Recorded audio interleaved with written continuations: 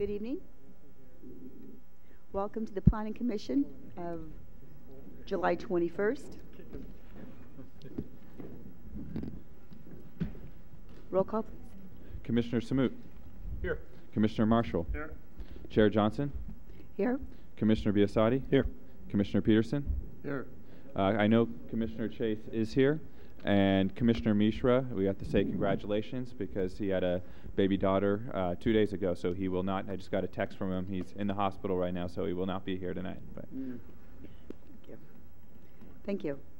Just a couple of reminders. If can you please be sure that all cell phones are turned off for the duration of the meeting. And for those viewing this hearing and wish to follow along, their agenda and staff reports are available on sanbruno.ca.gov. And also all Planning Commission meetings are recorded on cable TV channel 1, and they are replayed the following Thursday at 2 p.m. And if we can be please led in the Pledge of Allegiance by Commissioner Chase. Pleasure. I pledge allegiance to the flag of the United States of America and to the republic for which it stands, one nation, under God, indivisible, liberty and justice for all. Thank you.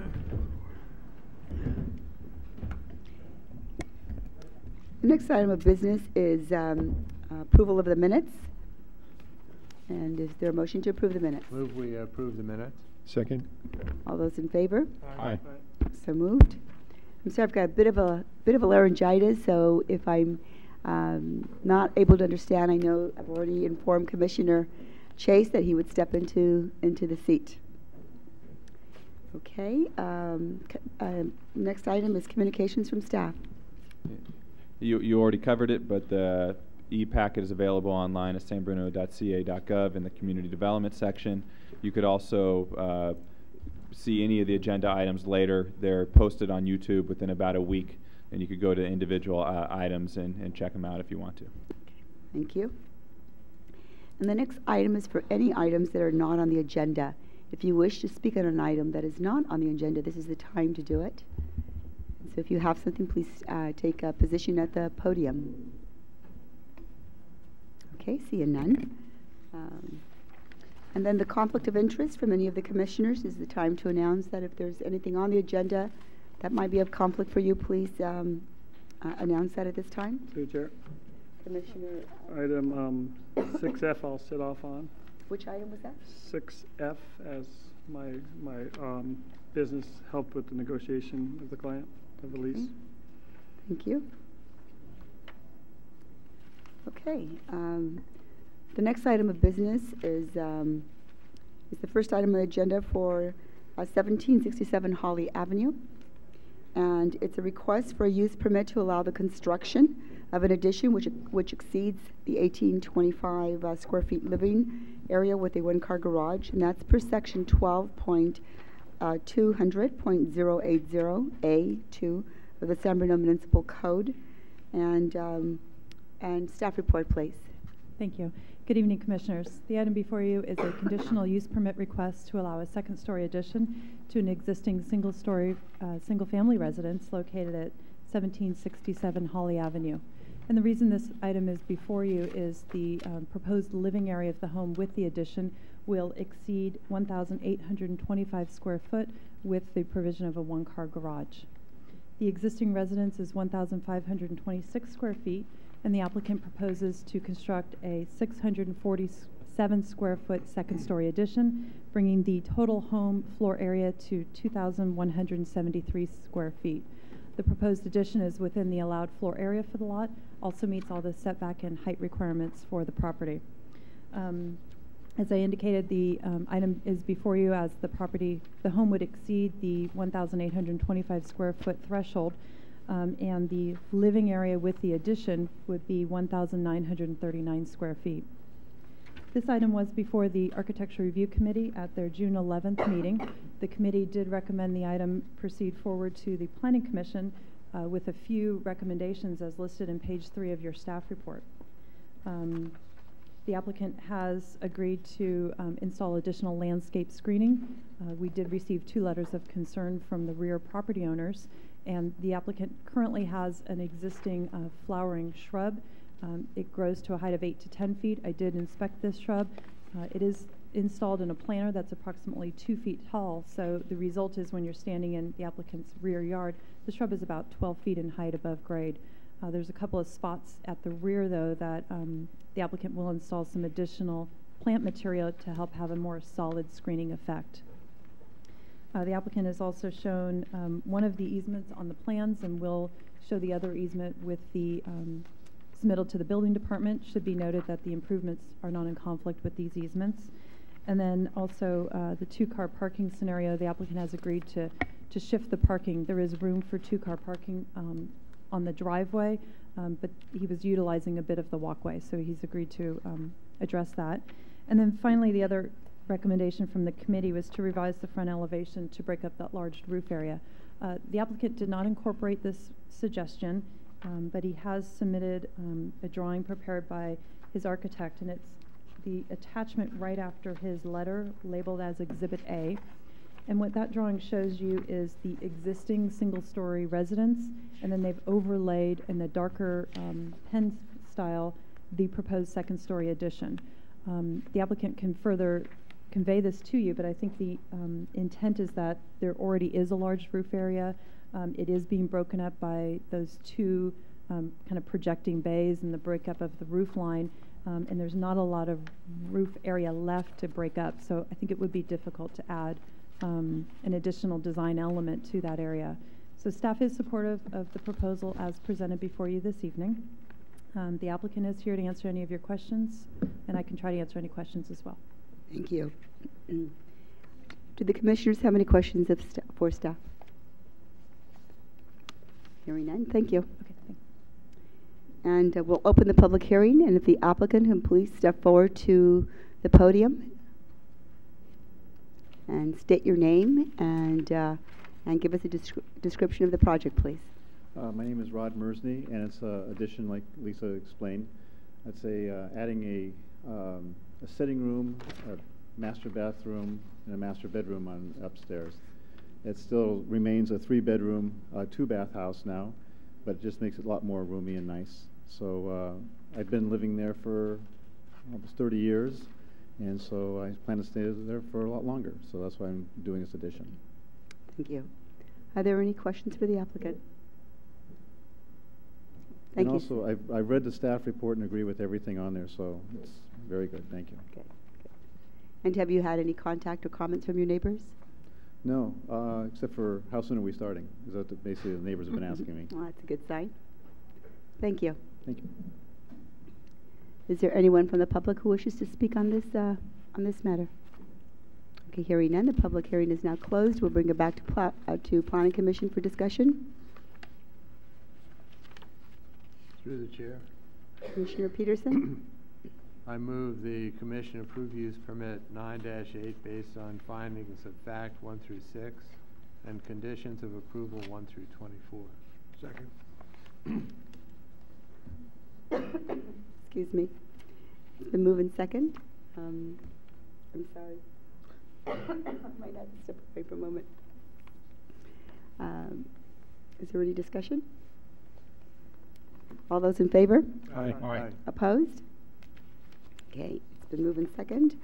There is a 10-day appeal process in this on this subject, and I'm sorry, I'm going to step away. I apologize. I'm really sorry. It's just no matter how much water I drink, it's just not working. Thank you. Commissioner Chase, I think on the next one you might just have to step forward. Okay. Next item on our agenda is item 6B, 564 First Avenue. We have a request for a use permit to allow the construction of an addition that would increase the floor area by greater than 50%, a variance to allow a new garage with less than 6 feet separation from the main building, and a minor modification to allow a side setback of less than 4 feet. Per sections 12-230B1, 12-124, and 12-120.10A of the San Bruno Municipal Code. Staff report, please. Thank you very much. Good evening, members of the commission. The application is for a use permit, which is the 50% expansion. It was a relatively modest house to begin with, so the addition triggers that requirement.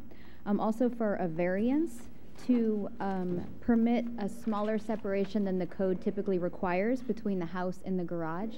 Our code normally says that you would have 6 feet between the main structure and the detached garage. So that's part of the application. And then the minor modification is to continue the existing side setback of 3 feet. This property is located at the end of First Avenue, across from the railroad tracks. The site does have somewhat unusual dimensions of 40 feet wide and 75 feet deep, which poses quite a few physical constraints for the addition in the project at the site. Under the previous owner, there was a serious code enforcement case that went on for several years that included a lot of police activity as well. There was significant construction done without permits under that owner, a lot of renovation and a big addition out the back of the house. This new owner is applying to basically reconstruct that addition, but under today's building code. The addition previously was not anywhere near our expectations or standards under the building code. They also propose to add a garage because there's currently no covered parking on site. So again, that addition would continue the existing 3-foot side setback on the right-hand side. That's what requires the minor modification. And this is a common development pattern in the neighborhood and certainly very common on lots of substandard width such as this. So the garage that they're proposing would be less than the 20-foot that is typically required in what we see, again because of the substandard lot depth of 75 feet. And they've reduced the distance between the house and the garage, but there would still be 3 feet. And they've followed staff's recommendation and the Architectural Review Committee's recommendation here so that a person can still pass between that, the house and the garage, and it would still serve kind of as a secondary emergency access to the side and to the rear of the home in the event of any emergency. And we found that this approach kind of reconciles or compromises the need for a covered parking space, but also allow them to do a reasonable addition and kind of take advantage of the size of the lot that they do have. So this is really as close to the code requirements as possible, and the variance, if approved, would approve that condition there. So the item was heard at the June Architectural Review Committee meeting. The committee had minor recommendations, and in general, those have been implemented. The landscaping plan is a kind of a minimal landscaping plan, but it is included in the plans, and we added a condition of approval to ensure that that's put in before the building inspection is finalized, before the building permit is finalized, excuse me. And then just a little minor recommendation about an exterior light at the corner of the garage. Since it would be a long driveway going back there, that's something that we like to see, as well as the architectural feature, the lighting, the safety, and would be looking for that at building permit submittal stage. So overall, staff supports the project. It is well integrated into the existing home. It would rectify a long-standing code enforcement issue. The addition would be built according to code, and it would give us an opportunity to really solve those problems that have taken place at the site in the past. And so we recommend approval of the project based on findings 1 through 10 and subject to conditions 1 through 26 as listed in your staff report, and I'd be happy to try to answer any questions. Are there any questions of staff? Okay, seeing none, would the applicant please step to the podium and state your name? And if you want to give us a little brief description of the proposed project. Yeah, my name is Patrick Spiteri, and I'm the new owner of the property. And what I'm proposing is adding a 3rd bedroom and a 2nd bathroom. Also going to add a detached garage and expand upon the kitchen. When I bought the property, pretty run down. So what we're doing, I feel, is a major improvement to the neighborhood. Thank you. Thank you. Are there any questions of the applicant? Okay, seeing none, I'll open up public comment. Is there anybody from the public wishing to speak on this matter? Okay, seeing none, I like that. I'll close that public comment portion and bring it back. Oh, City Attorney, did I miss something? No, you haven't missed anything. I just wanted to point out that this is truly a success of the code enforcement program. So I'd like to tell you just a little bit about that background. A number of years ago, the police department had brought forward to the legal department and the number of criminal problems that were existing at the property, gang-related activities, and also, not surprisingly, a number of illegal housing conditions that also needed to be addressed. And so with the help of the community development director and the police chief, this became the subject of a legal action in court in which the city was not only successful in getting the injunction and orders that we needed from the judge, but in recovering almost $90,000 in legal fees and various fines. Ultimately, the property, as you can see, did change hands, and we're happy to see that and to see all of this is kind of the final step in wrapping up the issues that needed to be addressed at this particular property. So I just wanted to let you know this was a success story of the code enforcement program. That's great. That's good to hear. A little background on that's always always a positive when it's positive background information. Okay, so we were at closing public and bringing it back to the commission for discussion, whatever you feel like. Through the chair, a motion that we approve use permit 9-013 and variance 9001, minor modification 9002 based on findings of fact 1 through 10 and subject to the condition of approval 1 through 26. I'll second. Okay, we have a motion and a second on the floor. All those in favor? Aye. Aye. Those opposed? All right, it passes. There is a 10-day appeal period. You can't wait to see what it looks like, because it has to be a whole lot better than what it looks like now. Thank you. Thank you. I'll make another attempt. I'm back. Darn it. That's okay. You might get another chance. Thank you, and I'm again apologize. The next item on the agenda is 564 First Avenue. It's a request for a use permit to allow the construction of an addition that would increase. Excuse me. Am I on the wrong one? Here we are. 2380 Valleywood, number C. Oh, letter C. Gosh, you're right. So we just did that one. Thank you. 2380 Valleywood Drive. It's a request for a use permit to allow the construction of an addition that would result in a floor area above the .55 guidelines, which is actually .60, and result in a front deck that is not set back at least 18 inches from the face of the first floor of the house and does not provide a solid vertical surface around the bottom 18 inches of the deck. Per section 12.200.030 B.2 and 12.200.040.B3C of the San Bruno Municipal Code. Staff report, please. Good evening, Planning Commissioners. As stated, the applicant has applied for a use permit to expand the existing single-family dwelling. The use permit is required because the addition is exceeding the FAR guidelines, and the second story front deck is not set back at least 18 inches from the first floor below and does not provide a solid vertical surface around the bottom 18 inches of the deck. The site is located on Valleywood Drive and is currently developed with a 2-story split-level home. The addition is proposed to the rear of the existing home. The first floor addition will expand the existing will create a new living room and half bathroom, and the second floor expansion will expand the existing master bedroom located on that second floor. The applicant is also proposing new landscaping throughout the front yard and rear yard. Exterior changes to the facade are also proposed. New bay windows are proposed throughout the entire site, as well as a brick veneer base and fiber cement siding.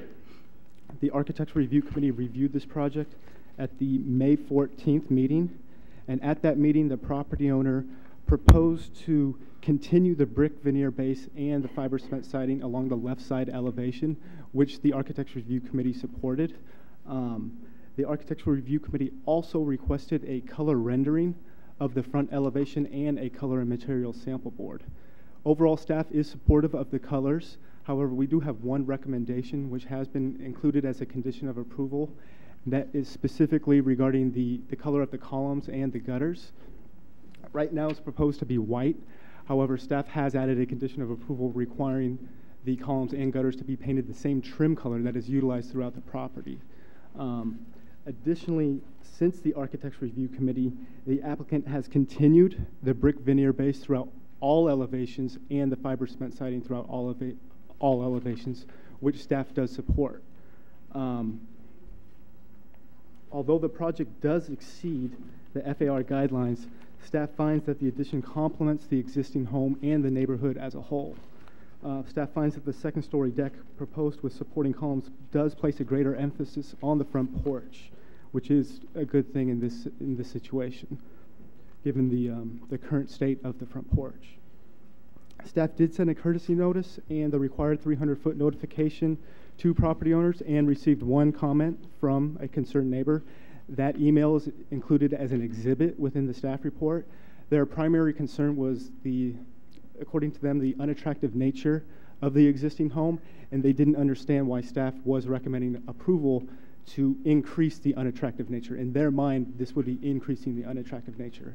However, staff firmly disagrees with that statement and finds that as a result of this project, the appearance of the home will greatly be improved with the new fiber cement siding, brick veneer base, and bay windows, and the existing landscaping will be removed and replaced with brand new landscaping in the front and rear yard. With that, staff does recommend approval and supports the project and recommends that the Planning Commission approve use permit 09-004 based on findings of fact 1 through 6 and conditions of approval 1 through 25. I'm available for any questions that you may have. Are there any questions? Through the chair. Staff? Commissioner Marshall? The one variance, I think is the first time it's come up since I've been up here, about the front railing has to be 18 inches. Correct. Can you explain that and what's the rationale behind that? I believe the rationale is if people are leaving any kind of thing, like if anything's placed for storage purposes, that we wouldn't want that visible from the public right away. In this case, I don't think it will be used for storage given that it's only 5 feet in depth. So I don't think there will be a lot of storage taking place out on the front deck. And should we put a condition that there would be no storage? Yeah, we could definitely add that condition. Okay. Through the chair. Commissioner Peterson? It looks like the deck goes all the way over to the far edge of the property on the right. You can see it on page A2, sheet A2. Do I understand that correctly? Are we the front deck or the rear deck? Well, it's toward the rear of the house. It'd be on the right-hand side if you're looking at it from the street. You're looking at sheet A2? Yeah. I guess I asked the wrong question.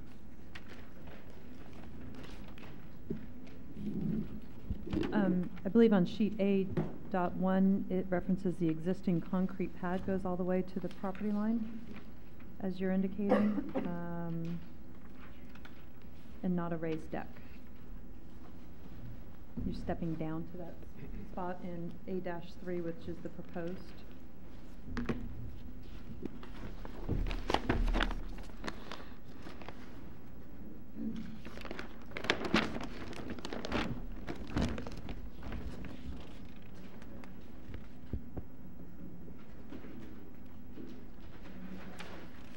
Okay, I see that. So it is a deck, but it's concrete, so it's essentially same as ground. It's like concrete flat work then. Correct. Okay, thank you. Through the chair. Commissioner Chase? Yeah, Matt. In regards to the letter from the neighbor and their concerns, and I'm just going to read a little bit of this if I could. It starts with, I still see so many flaws in this addition. They are in so many violations that San Bruno seems to want to wash under the rug. As it goes on, it says, I am very opposed to any additional permits being granted. The address is already an eyesore. Why make it even more? The plans violate so many codes as it is, and your committee is willing to add to that. does the noise level, extra traffic, et cetera, mean anything to the city?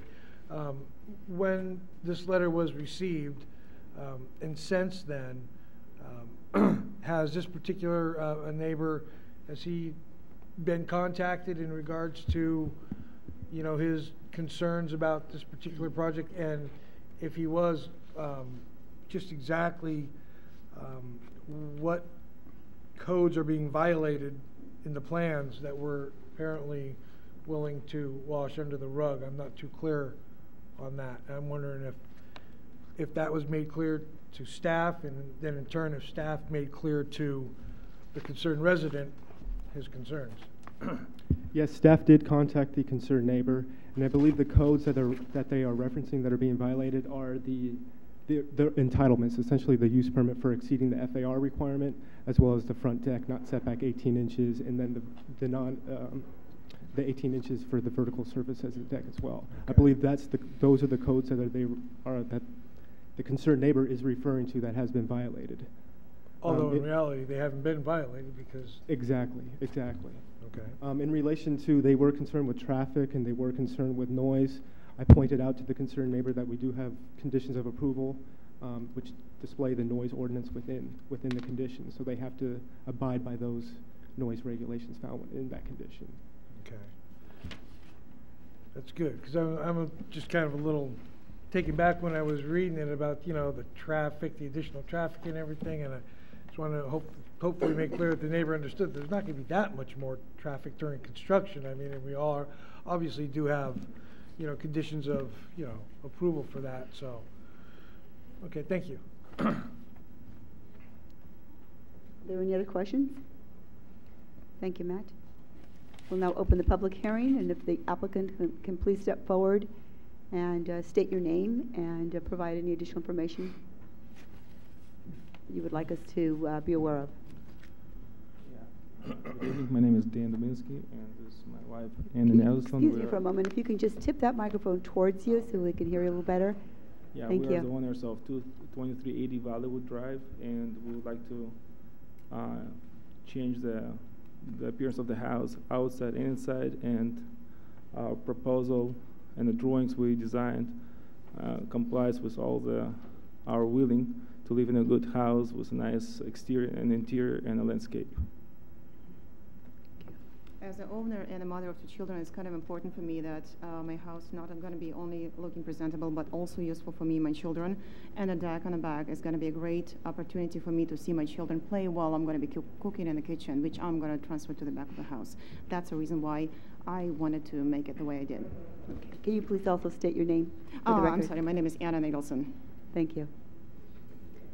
Do the commissioners have any questions for the applicant? No, I do have a couple. I had the opportunity of visiting your property today, and I'd like to, just based upon my observation, I saw several things that were taking place, and it looks like some of these things will be addressed during the construction. I saw some things that would appear to me very unsafe. And looking at some of the laundry area, even I can reach some of those pipe areas, and there are some conditions inside with, you apparently, in speaking to Mrs. Mendelson, that there was a leak. Apparently, you opened up the inside of where the ceiling area was, and you saw some cantilevers going in opposite directions, and you couldn't figure out how that came about. Can you just please describe some of the things that I observed today? And I don't know if Mrs. Nadelson had explained to you or gave you information about my tour. Yes, the laundry room that you saw today is exactly the way we purchased the house, and that's exactly the same laundry room that we had it, and all those pipes sticking out. And in the winter time, when we have rain, the water coming down the garage area, and we have some leaks in the living room, over the windows, and at different places. There are so many code violations were constructed by previous owners, and we have a pipe sticking out from exterior of the wall, hot water and the cold water, and they get into the house from outside of the wall. So the decks are rotten, and that's what we'd like to proceed with improvement and fix all the problems that have been done by previous owners. So it satisfies the safety and just aesthetical and just the pleasure of a living space that we are looking forward to build. Okay. And my understanding is that you've been there for 5 years and that you've made some changes. Well, we've been in 5 years, but we start fixing, then we moved out, and we're just right now moving out, just, you know, getting ready to move our stuff away as soon as the construction will start. So we are the owners, but the condition where we lived was not acceptable. There's light fixtures, there's we were fixing the air conditioning, the heating system. There's lots of different stuff that we got involved in, and so we moved there temporarily, and we're moving out to another location until we get the house fixed. So it was not a permanent place of living, it just was temporarily place for us right now. But we are on the way to proceed with the construction and finish the project as soon as possible, move it back. Thank you for that description. And so what I saw today appeared to me to be unsafe conditions. And so you have done some construction internally, and I know in speaking to Mrs. Nettleson, she indicated that the front door, well, I saw that the front door had been moved and was, yeah, yes, I pulled the permit for replacing the door, but as soon as I started working on it, it's there's so much dry rot was inherited, and there's other stuff. So I just relocated the door to other place and started working with the drawing. And when I started to prepare the drawings, I couldn't handle it, and so I hired a licensed architect who will help me with proceeding with the drawings. It's just a matter of time before we just find the resources and right people to proceed with the right way of building the stuff. I understand that architect took a year to create those plans, and yeah, there were some challenges in that area. Correct. Yeah. I guess my point of bringing that up is that I wanted to hear from your point of view just the progression of this project, because there appears to be some long-term issues here, and with the neighbors' input, what is your expectation of completion of this project? You mean time completion? Yes. What do you see that the beginning and the ending? Because basically tonight, whether it with all the positive conditions, I would say see it as like a 6 months project from start to finish, including the we have another. I've talked to our neighbor on the west side, and he has a problem with a drainage system, the water coming to his house as well. So we just talked about putting a drainage system right next to the fence to pump the water out of the backyard so it doesn't get into our houses, because the water coming from up the hill, down the hill, and it collects on the lower side of the backyard that we have, both him and us. And so with our neighbor on the corner side, we in cooperation to build the fence and drainage system, splitting the cost 50-50. And with our neighbor on the other side, on the east side, we didn't have any issues, no complaints. It's a nice neighbor. The other neighbor who was complaining, we are not aware who this person is, and we never talked to the person, but that's, so our idea is if we have a planning department approving the drawings and building department approving the drawings, we're probably going to start the project within a month, preparing all the ordering of the materials and all the stuff just to get ready. And our first priority would be constructing the new roof that we have. We have existing shingle roofing on the house, covered with like cedar shingle covered with regular shingles, and it has to be teared off. The roofing has to be redone. There's lots of places that what we have has to be just fixed immediately before the rain starts, and the gutter system to be taken care as well, because the old gutters are vinyl and they're all falling apart. They're not fixable. They just have to be replaced, put a new fascia, soffits, and just proper waterproofing of the top of the house ASAP. Okay. And then the internal part where on the staircases there are a lot of things there aren't any rails, and there's construction. There's some very awkward ways of the way the walls have been taken apart. And can you just address what your thinking was on that process? The existing steps that we had before, the rise was about 9 inches, and the tread was about 8 inches, and there was a clearance about, when you step on the step, you were hitting the header right above it. It was just a poorly constructed stairway, which didn't have an egress clearance to bring anything in and out on the stairs. So just fixing the stair, it just was like a can of worms. You open up, you start working one thing, another thing gets onto the way, and the way you see it, you just figure out it's the way, just everything tear apart and rebuild it right from the beginning instead of fixing. So the stair that I fixed, it was just to meet this overhead clearance we didn't have. It was like 72. So whenever I step on the step, I was touching the header right above the stair. How long ago did you actually create that new way of removing that header, and how long ago was that? Maybe a year or so. So just after the work, and just come and just put a belt, just try to fix the stuff and make sure something doesn't fall here or there. Well, my concern, in fact, you're indicating a year. My concern of this project is basically that, it's been a year and it's extremely unsafe at this point, from my observation. And so, if it's been a year already, it's just how long will this project actually take and put it back into? We just moved there, like maybe.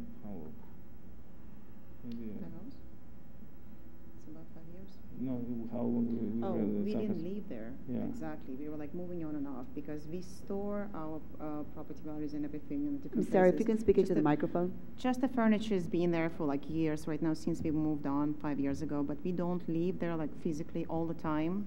Like I said, we were living in San Francisco because of the schools for my children, and now we're moving back to San Francisco. So we don't really live there, but the furniture stores, I mean, we have to have it somewhere. Okay, so what I saw today, you're not living there? It's like a second residence home, pretty much. Okay. If you call it residence.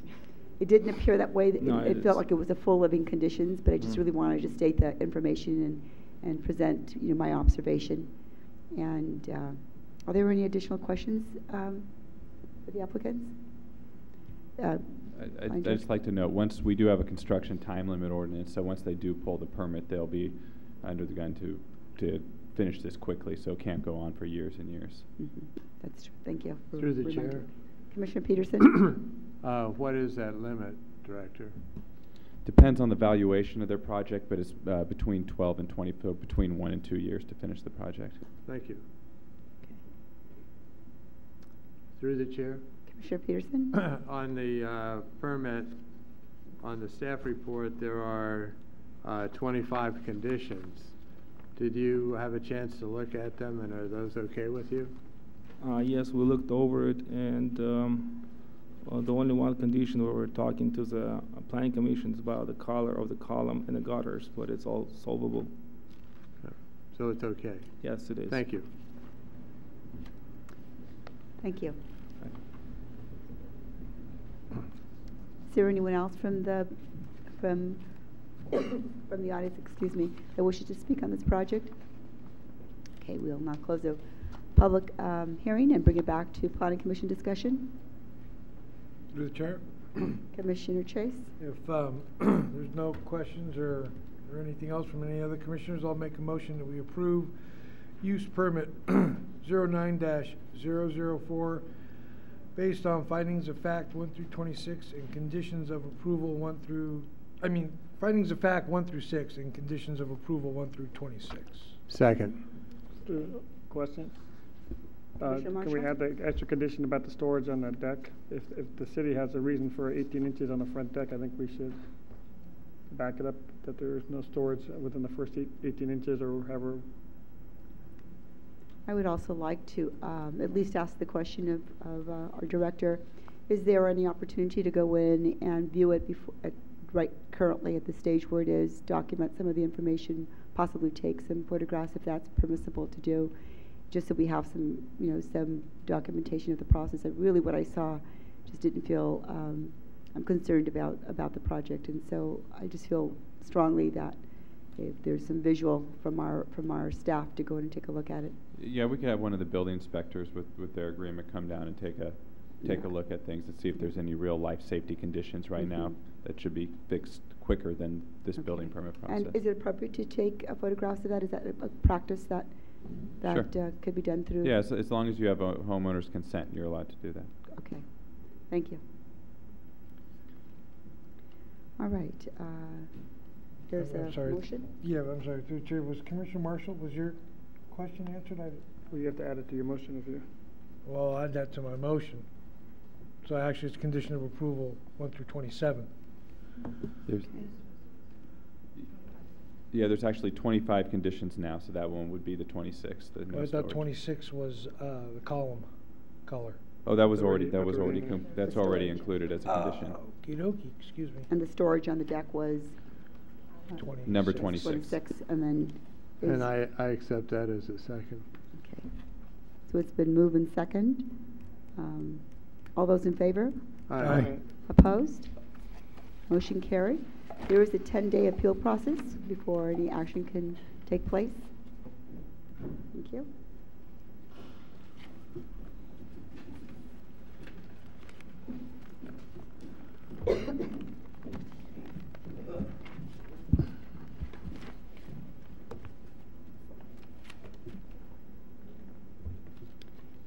And the next item, item D, is Admiral Court. It's a request for an amendment to the planned to a planned development permit to establish the shopping center parking requirement for the cross retail development per section 12.96.200 and 12.96.190K of the San Bruno Municipal Code.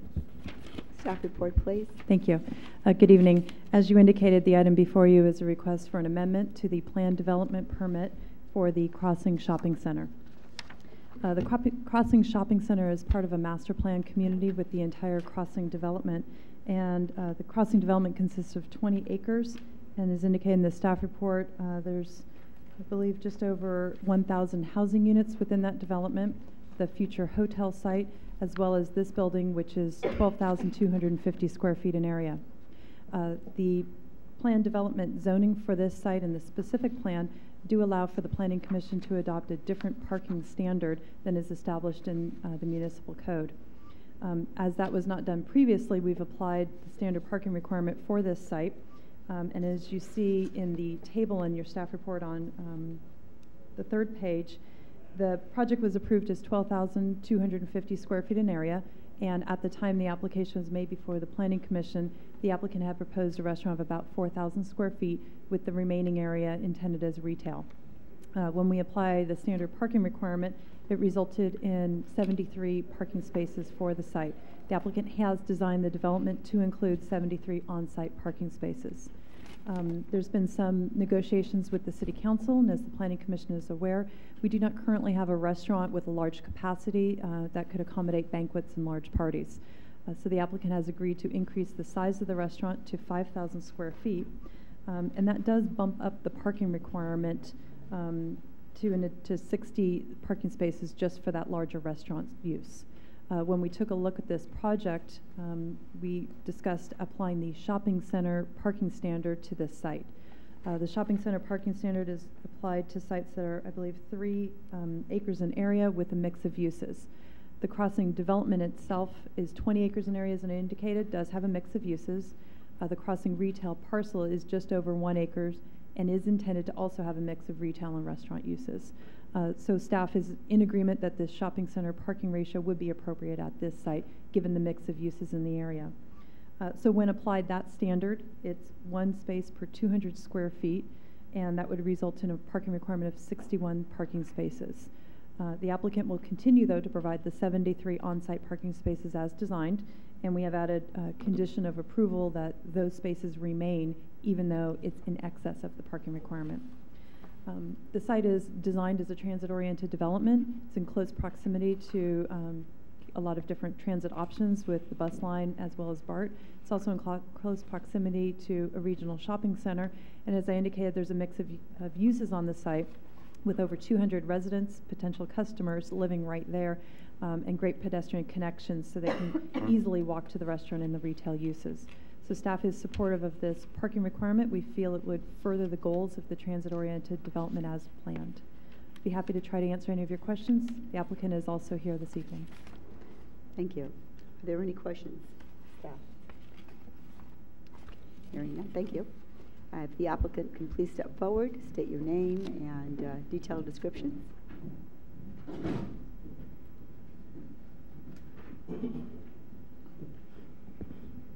Hello, my name is Dominic Giacalone with Stegner San Bruno. Members of the Commission, Chair, thank you for considering our request to change the parking ratio here to the 1 per 200 shopping center designation from the various ratios that exist in the current code. As you all know, part of this development includes an anchor restaurant space, and we're very happy to have signed a group up in the front end to occupy that space for us. After some discussion with the city and some things that they'd like to see, our operator decided that they needed to do a slightly larger restaurant than we had originally considered here, and so it's going to end up right around 5,000 feet, which entailed some additional parking.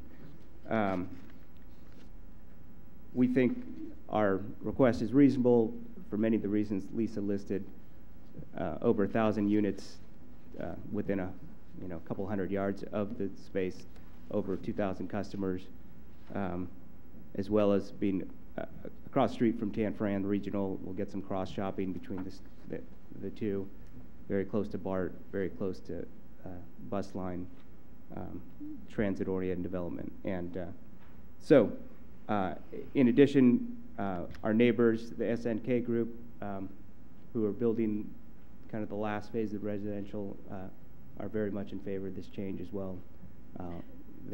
So we have the approval of our group of neighbors as well, and so we think it's a reasonable request. I can answer any questions you might have. Thank you. Are there any questions for the applicant? Okay, thank you. I'll open it to the public. Is there anyone from the public who wishes to speak on this subject? Okay, we'll now close the public hearing.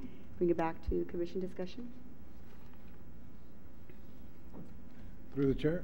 Commissioner Chase. If there's no other questions or concerns, the commission, I'll make a motion that we approve plan development permit 08-001 based on the finding and subject to conditions of approval 1 through 2. Second. On the question, I think it's 3 conditions on that. Lisa, am I reading that right? There's 3 conditions on the back page, isn't there? Yes, there's Okay. 3 conditions and 1 finding of fact. All right. So minus the typo on the front page then, 1 through 3. Thank you, Commissioner Marshall, for pointing that out. I usually can't count past that high, but this is only 3, I can figure that out. 1, 2, 3.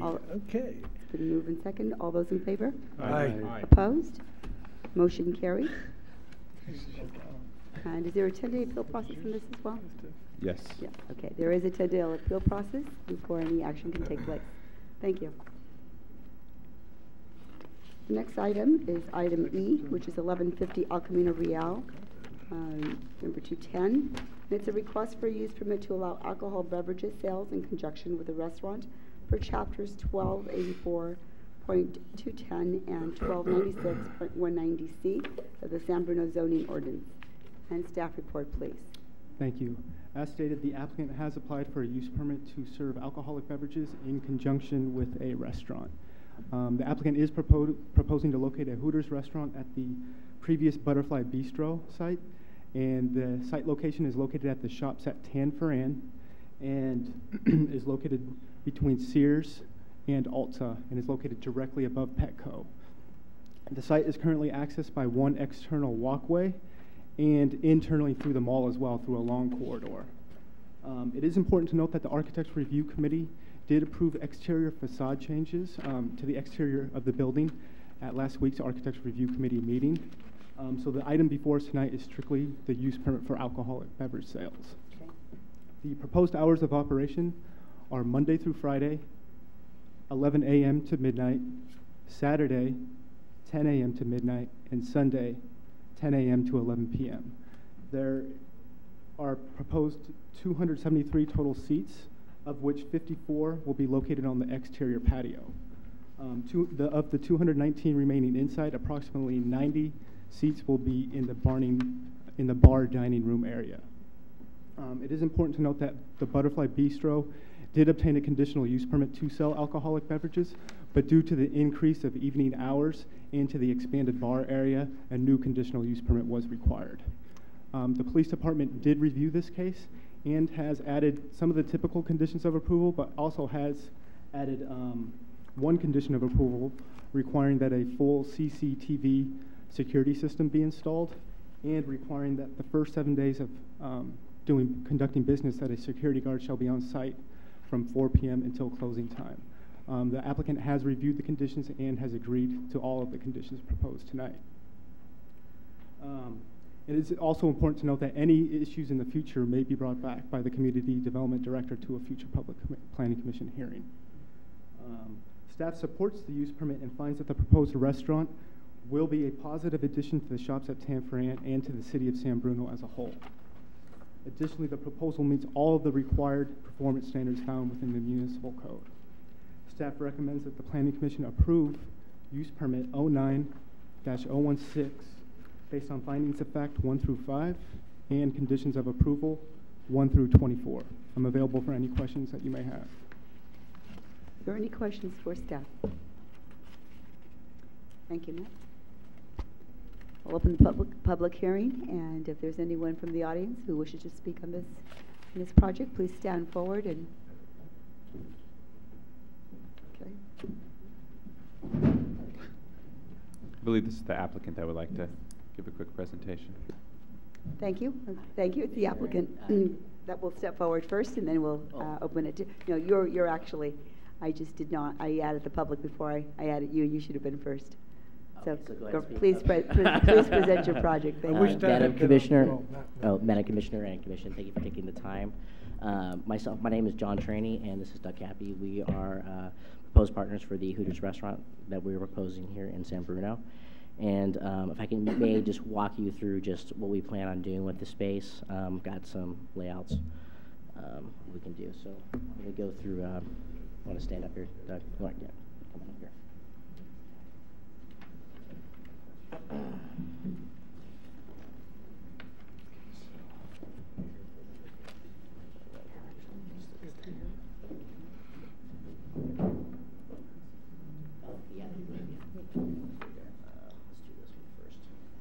Okay, so obviously this is space 210 as it's currently represented, and this is what we are proposing to change it to.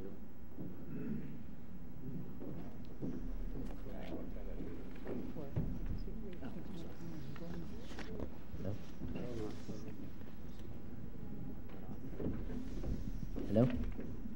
Can you hear me? Is that louder? No. Hello? Yeah, that's it. Okay.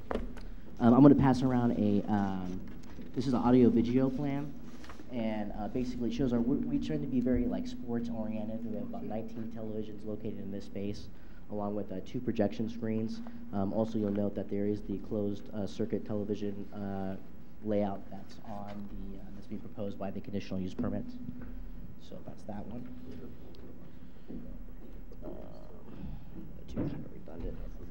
And then finally, this is a interior layout of the restaurant space, and it's actually somewhat similarly configured to the Butterfly, with the bars remaining on the right-hand side and then dining room on the left. We're just reconfiguring into a horseshoe bar. They had a straight bar.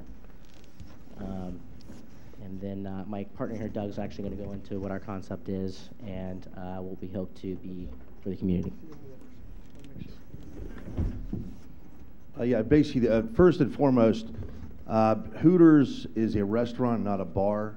For those of you that aren't too familiar with the concept, that's important to state because it just shows that we are focusing on food. We do obviously have the liquor license. Hooters is a beach-style restaurant that's a neighborhood bar. So, I mean, really, other than that, we think we'd be a great addition to the community. Any community that we're in, we always incorporate ourselves through charity work or donations. Has anybody ever been to one? Okay, so it's really, yeah, those that haven't, once you have, you'll see it's really not, you know, what some people can think that it is. It's really not a big deal. It's just a restaurant, so. Thank you, Doug. Can we answer any questions for you guys? Are there any questions? Yeah. I do have one. Commissioner Chase? Oh, yes, we do have the other 4 locations in the Bay Area, which is San Francisco, Dublin, Fremont, and Campbell. And all of those do have closed-circuit televisions. I mean, that's one thing that we do anyway for the restaurant because, you know, we don't want any kind of incidents or workman comp cases. You know, we have we have cameras in there to record that. And then also when we opened up actually our Fremont and Campbell location, we did have armed guards anyway, just as a precaution, because we do want to set the tone that, you know, we are a restaurant, we are neighborhood friendly, you know, we're not a bar. You know, 60% of our sales are food oriented, and about 25% is liquor, beer, and wine, and then we do sell about 5% merchandise. And if you note, actually it's on the floor plan, there is a relatively large merchandise area in the mall. We feel that we will sell a lot of t-shirts, knickknacks, things like that. Our Wharf location actually runs almost about 11% merchandise of total sales, just because, you know, people just love coming in, buying a shirt, whatever. So. Thank you. I don't know, just a question for you. I'm not sure if we captured your name when you introduced your partner. Oh, I'm sorry. Doug. Yeah, I'm Doug Cappy. I'm the Vice President of Operations for the Bay Area units, yeah. Yeah, I recall your name, but I wasn't sure if you had stated your name, so thank you. Are there any questions? I just have one question. Hot Wings Inc., is that, I mean, that's the corporate name? Because every time I see anything, it's Hooters, and that just kind of threw me because it says Hot Wings Inc. on this, but everything else refers to Hooters. And it's yeah, actually it's okay.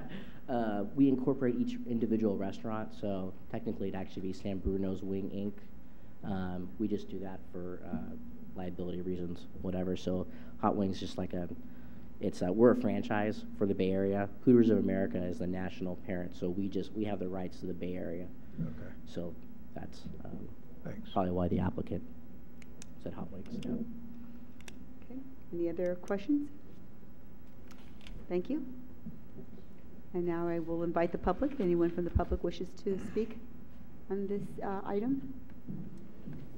Hearing none, we'll now close the public hearing and bring it back to Planning Commission discussion. Through the chair. Go ahead. Commissioner Marshall? No, Commissioner Marshall, go right ahead. Oh, thank you. No problem. I'd like to make a motion that we approve use permit 0916 based on findings of facts 1 through 5 and conditions of approval 1 through 24. Second. It's been, excuse me, there's been a motion and a second. All those in favor? Aye. Opposed? Motion carried. There is a 10-day appeal process on this item. Thank you. I'll be abstaining from the next item. Yes, thank you. Commissioner Marshall is abstaining, recusing himself from the next item due to a conflict of interest. And the next item is 851 Cherry Avenue, apartment 19, or item 19. It's a request for a use permit to allow alcohol beverage sales in conjunction with the restaurant. First chapters 1284.210 and 1296.190C of the San Bruno zoning ordinance. And staff report, please. Thank you. This application is for a use permit to allow the sales of beer and wine at a restaurant in the Bay Hill Shopping Center. The applicant has submitted plans and they've already received a building permit for the tenant improvement to open a hamburger restaurant, and it's in the general area of Bay Hill Gym. You can see in the photograph in your staff report. It's right there kind of close to the corner. The shopping center has a planned development permit, and at that location a restaurant is allowed, and so the general use of the restaurant and the parking are already permitted at that location. So the only entitlement that they need is the alcohol beer and wine use permit. The restaurant is 1,560 square feet. There's no separate bar area, It's a family-friendly style restaurant, and it has seating for about 35 people, so relatively small, actually. Their proposed hours of operation are from 10 a.m. to 9 p.m., 7 days per week. The applicant has also indicated that he has operated other restaurants with alcohol sales, and so he does have experience with this restaurant format, including beer and wine. The police department has reviewed the project, and they've added the conditions of approval that are kind of standard for this style of restaurant. There were not any issues that particularly jumped out at us. It's a relatively small format, geared towards families, and relatively limited hours. Again, as usual with this kind of use permit, if there were any issues in the future, then the community development director or the police chief would have the ability to call it back to further planning commission review. We sent out the customary 300-foot legal notices. We have not received any comments on that public notice. And so staff recommends approval of use permit 09017 based on findings 1 through 5 and conditions 1 to 16 as listed in your staff report, and I'd be happy to answer any questions. Through the chair. Commissioner Chase. How come there's no fire department requirements in the staff report? Is that, because most of the time we have something from the fire department. Yeah, most of the time we do. In this case, they've already applied for and received the building permit for their tenant improvement, and so the fire department has reviewed the plans already, and so there was nothing specific from the fire department on the use permit application, because the physical construction of the site is already approved. So it's already sprinklered and all that? And it meets their expectations. I don't know exactly if it's sprinklered. Okay. The applicant has just said yes. Meets their, yeah, that was very, very politically stated. Thank you. You're welcome. I can't remember, Senator. Thank you. Are there any other questions? Okay, thank you. If the applicant can please step forward and state your name and description of the project, please. Good evening. My name is Abraham Dababne. Applying for a permit to allow beer and wine sales in my new restaurant in San Bruno. I am a resident of San Bruno for the past 8 years. You know, we love the area, and I own and operate, excuse me, 2 restaurants in San Francisco, one with a full liquor license, one with a beer and wine license. One I had for 10 years, the other for 3.5 years. I have experience for approximately 25 years with the food and beverage. So basically, I would love to bring the concept that I have in San Francisco into San Bruno, where I live. And as Laura indicated earlier, you know, we are family-oriented restaurants. We cater for kids as well as adults. And, you know, that's about it, really, you know. Thank you, sir. Any questions for the applicant? Thank you. Thank you. We'll now open it to public hearing. We now close public hearing since there aren't any takers here, and we get back to public discussion. I'm sorry, to planning commission discussion. Through the chair. Commissioner Peterson. I move the commission approve use permit 19-17 based on findings of fact 1 through 5 and conditions of approval 1 through 16. Second. It's been moved and second. All those in favor? Aye. Aye. Opposed? Motion carried. And there is a 10-day appeal process before beginning the project. You're welcome.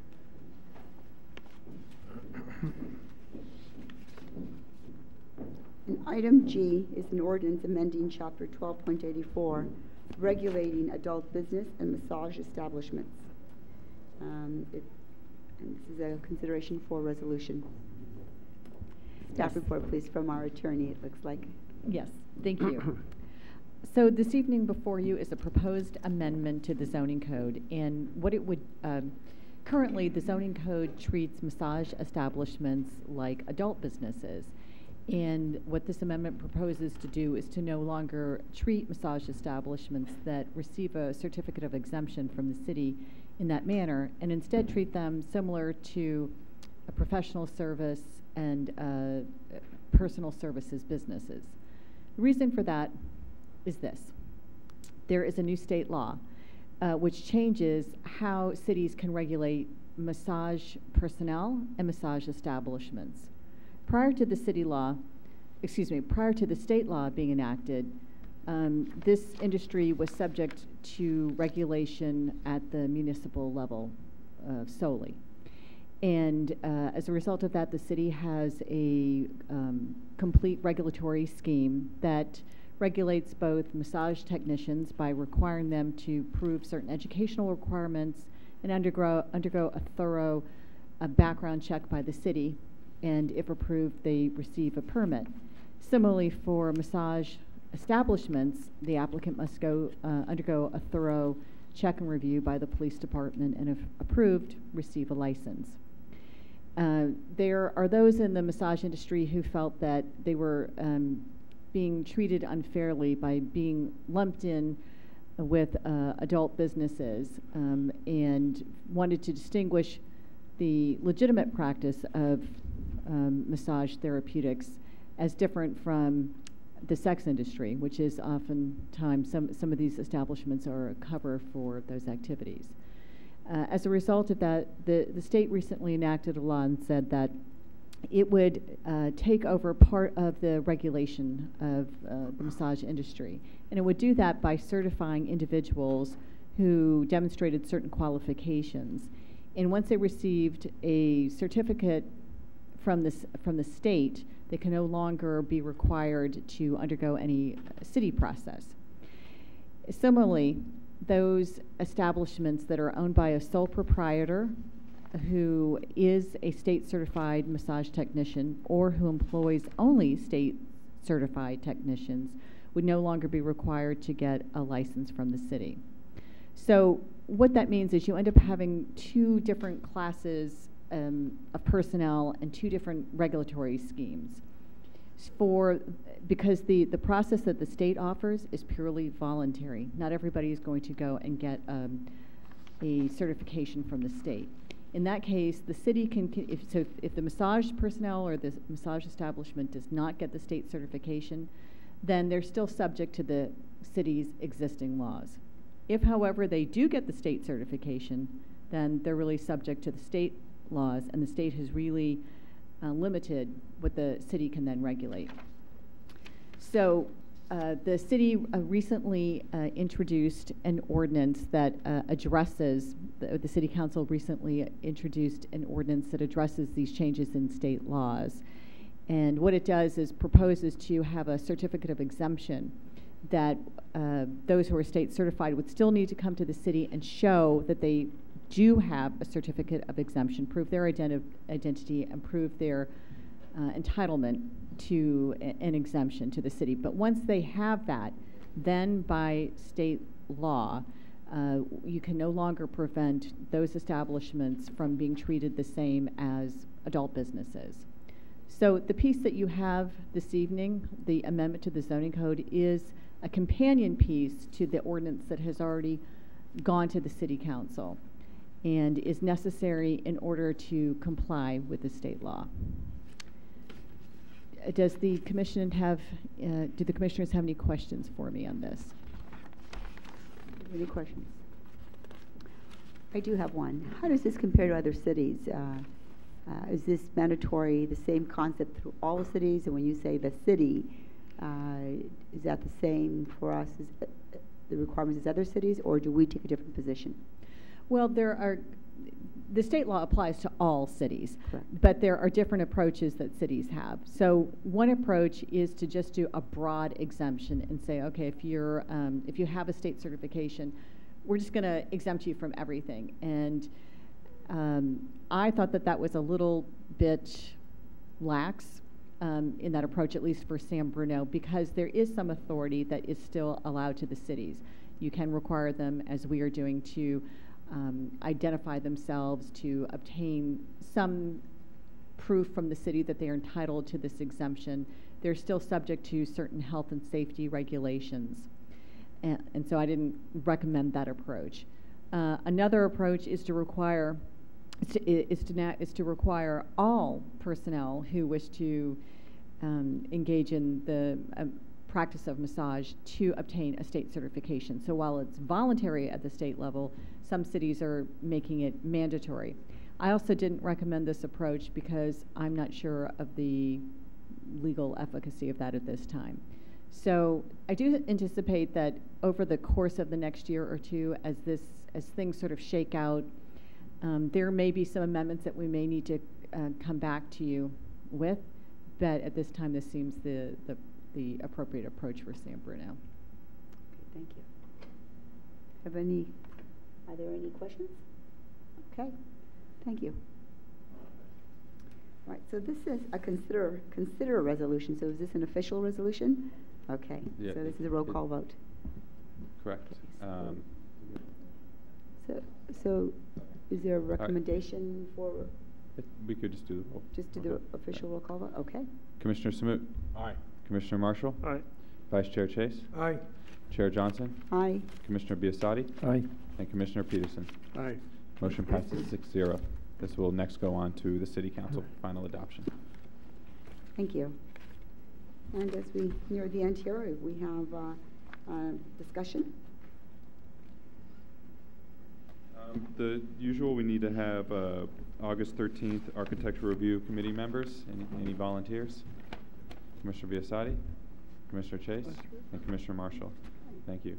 The second thing is if everyone should have got a notice, and I think I've discussed it before, the farmers market has started in downtown San Bruno. It's actually been really, really successful. We're getting a lot of shop owners around the area who appreciate it. I hear from people who went down last week that this was actually, other than the opening day, the biggest attendance so far, probably because it was in focus. But it's a great addition to the downtown. So if you haven't had a chance, or if anyone at home hasn't had a chance yet to go down, it's every Sunday through mid-October from 10 a.m. to 2 p.m. Plenty of parking down there. If you live around the area, walk down there. A number of locally grown produce is sold there. So it's a good chance to get out, meet people downtown, and shop downtown. Good. Thank you. And is there any, item B is Planning Commission discussion? Through the chair. Commissioner Peterson. Tonight's agenda featured 2 applications that required liquor license, and or I don't know, there's a portion of the zoning code that refers to that, and the findings of fact contain some of the most objectionable language that I've ever seen in applications, in staff reports. So my question is, wouldn't it be sufficient to cite the zoning code number rather than to go into all those terms? Especially since the businesses are not in operation, have never demonstrated any indication that there would be a problem. Yeah, I mean, that's something we could take a look at with zoning code change, and that the city attorney and I could take a look at. I believe we looked at that a few years ago too. I remember you bringing up this point when the ordinance was first adopted. But let's take a look. I understand what you're saying. It's almost like you're presuming that there's guilt involved by opening up a restaurant of this sort, by stating the findings in the positive like that. And why not just refer to them in the code? So it's something. Let us take a look at it and see what we could do. I appreciate it. I think it's amounts to an insult to an applicant who's not demonstrated any fault at the time of the application, and in fact they're pledging to operate under the zoning ordinance. Appreciate anything you can do. If I could just express maybe a slightly different viewpoint on that, which is I don't think it's ever harmful to indicate to an applicant what the expected standard of behavior is. And so while this applicant might be great, you know, there's somebody else can come in by right who may not be as desirable as the applicant that you're seeing before you. But in either case, setting out that standard of behavior is not harmful.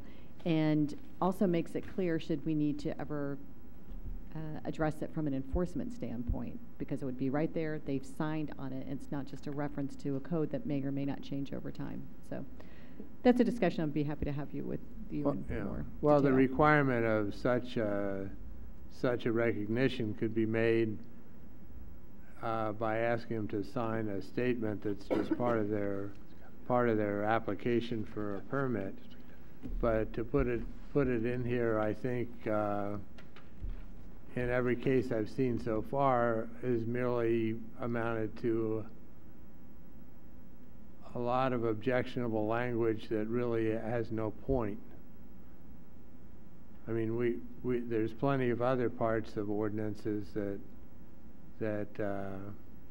we could cite and haven't cited in the past that regulate businesses. So I felt that not only was it objectionable language, but it was out of keeping with the approach to other ordinances, which we don't go on at great length about. Thank you for any consideration you can provide. Thank you, Commissioner Peterson. Okay, and the next meeting will be on the next regular meeting for the Planning Commission will be on August 18th at 7 o'clock right here at our famous senior center. And the next item of business is adjournment. So adjourned.